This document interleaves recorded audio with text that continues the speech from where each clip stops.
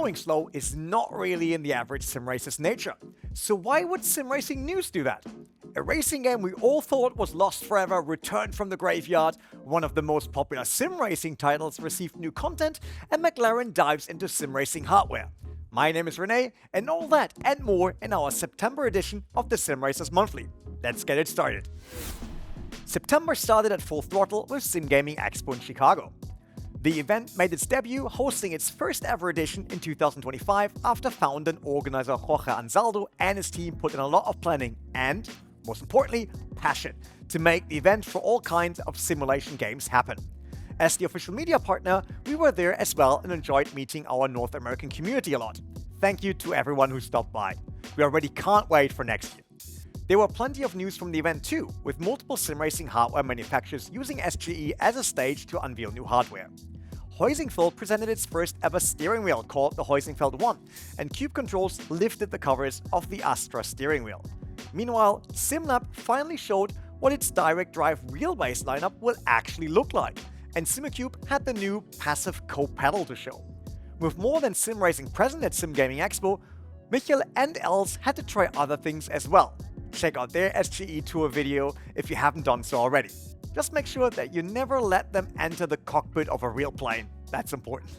All things considered, Ansaldo was happy with the first ever edition of Sim Gaming Expo, having received overwhelmingly positive feedback and, quote, "I couldn't be happier for a first time out," George said. For the first time since 2021, NASCAR fans get a new game. NASCAR 25 will release on consoles on October 14th, with a PC version to follow on November 11th. As the launch date is rapidly approaching, developer iRacing Studios has shared more details about the game.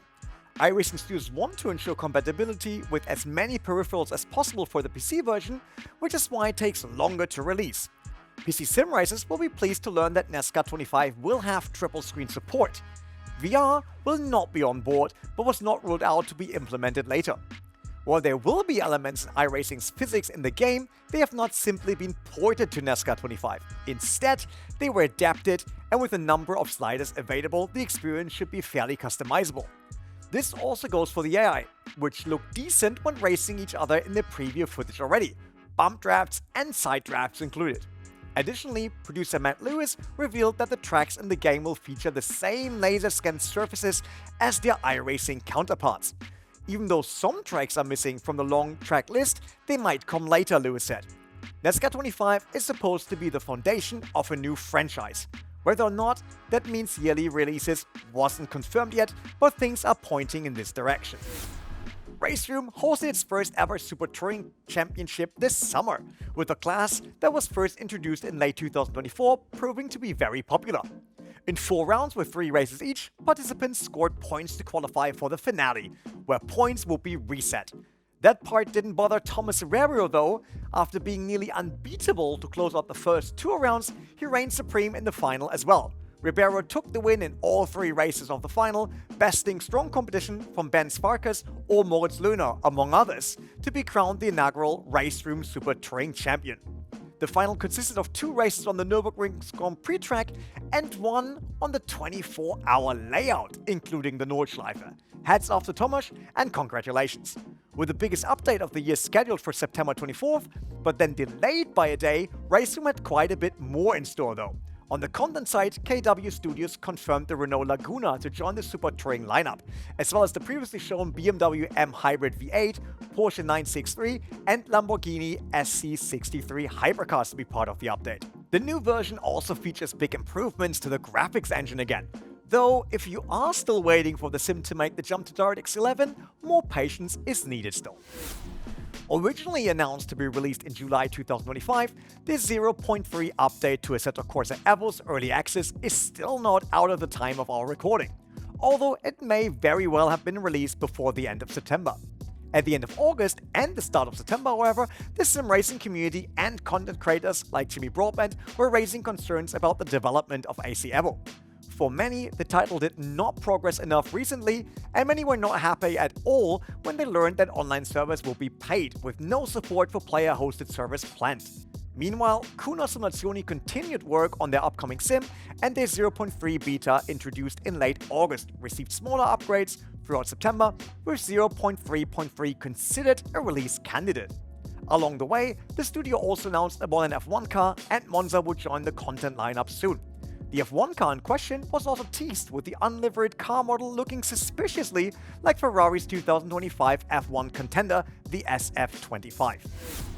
The Crew was the subject of controversy in 2024 when Ubisoft first announced that servers for the 10-year-old open-world racing game would be switched off, rendering it effectively unplayable, and then removing the game from players' libraries altogether.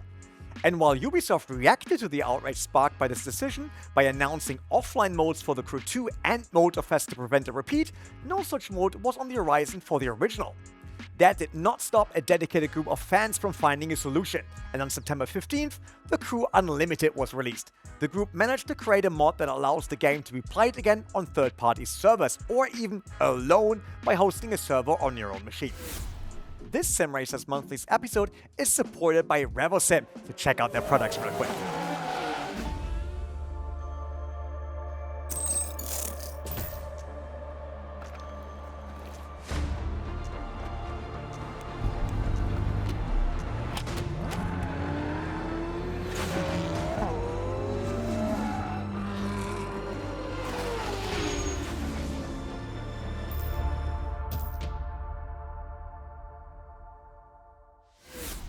September is traditionally the time for a new iRacing build, and it was in 2025 as well.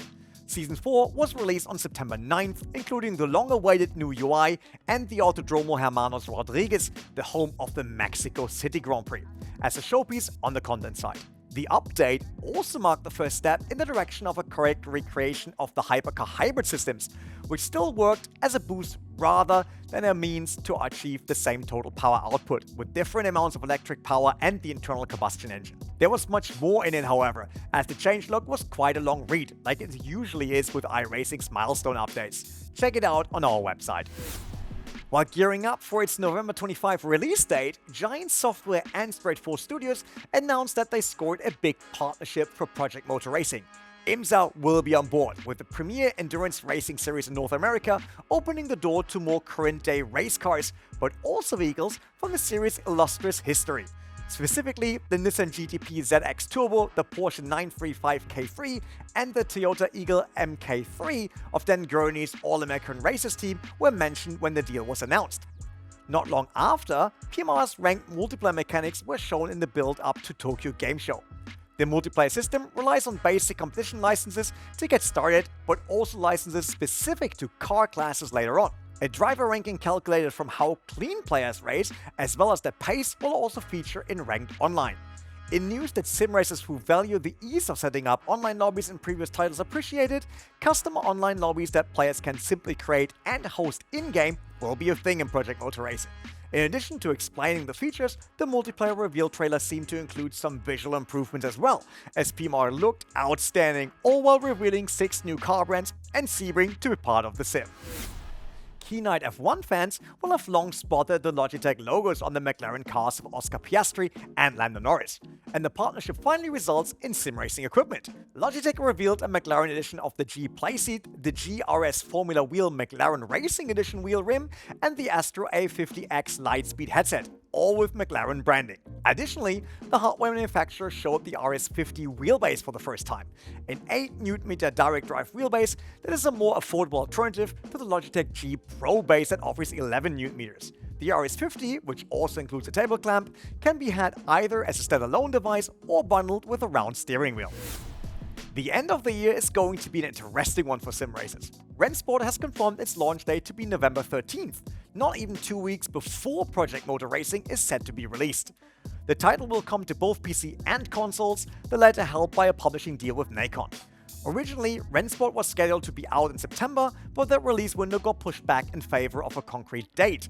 Alongside the release date, pre-order bonuses were announced, such as a 72-hour early access, an exclusive Ford Mustang GT3, and a pre-order livery. 2 DLC packs are also on the horizon already, with the Endurance Classic Part 1 pack due before the end of 2025, and the Touring Classics Part 1 pack to follow in early 2026. For the first time ever, Le Mans Ultimate added content outside of the WC spectrum in September. The first of 3 European Le Mans Series DLC packs added Silverstone and the Ligier JSP 325, plus the de-restricted Orica 07 LMP2 to the game. More is to come with Catalonia and Paul Ricard for tracks, and the Duquesne D09 and Ginetta G61 LTP3 EVO LMP3 cars. Update version 1.1 did not just come with the new content, however. Studio 397 posted quite a long changelog, having added track AR support for instance. Players are now also able to use custom liveries in offline game modes as well as in any online session. Previously, this was only possible on race servers that used a separate registration. However, a Race Control Pro or Pro Plus subscription is still needed to use the feature. Online driver swaps outside online special events such as the 6 Hours of Fuji from October 3rd to 5th were not part of the update just yet. Studio 397 hopes to have this implemented for the next big update to LMU, which would open the door to custom team-based events and endurance leagues. On a less realism-focused note, Formula Legends was released on September 18th, offering players a charming look back through Formula 1's history. Though the lack of official licenses meant the team at 3D Clouds had to be creative when it comes to teams and driver names. And they were. Just ask Harold Bretzel or Boris Rubicello. 7 decades are available at launch, including tracks that change over time to give an era-appropriate feel. Formula Legends even supports mods, for which we have a category in the download section already on our website. The cartoony arcade racer is actually not as simple as it might seem at first, with players having to keep an eye on tire wear, fuel burn, and damage. And while it is obvious that the team behind the game are huge fans of F1 and its history themselves, there's still room for improvement, particularly with the AI opponents. As there is no multiplayer, they are even more important than usual. Check out our review of the game. Finally, on probably the biggest piece of motorsport news from September, and it's not directly from F1 this time. After thousands of laps in racing sims, reigning world champion Max Verstappen made his real-life racing debut at the Nürburgring Nordschleife. In order to obtain his permit, the Dutchman completed the necessary 14 laps in a detuned Porsche 718 Cayman GT4 before tackling the green hell in the Ferrari 296 GT3 between the Azerbaijan and Singapore Grand Prix. Naturally, the debut of one of the best drivers in the world drew quite an interest. So much so that an extra grandstand had to be built at the ring in order to accommodate the extra spectators at the NLS events. And there we have it. Our September news recap is complete. Once again, there was plenty of action, and it doesn't look like things are going to slow down as 2025 is starting to wind down. Tune in again in October to find out everything that happened in the next edition of Sim Racers Monthly. Until then, thank you for watching and see you next time.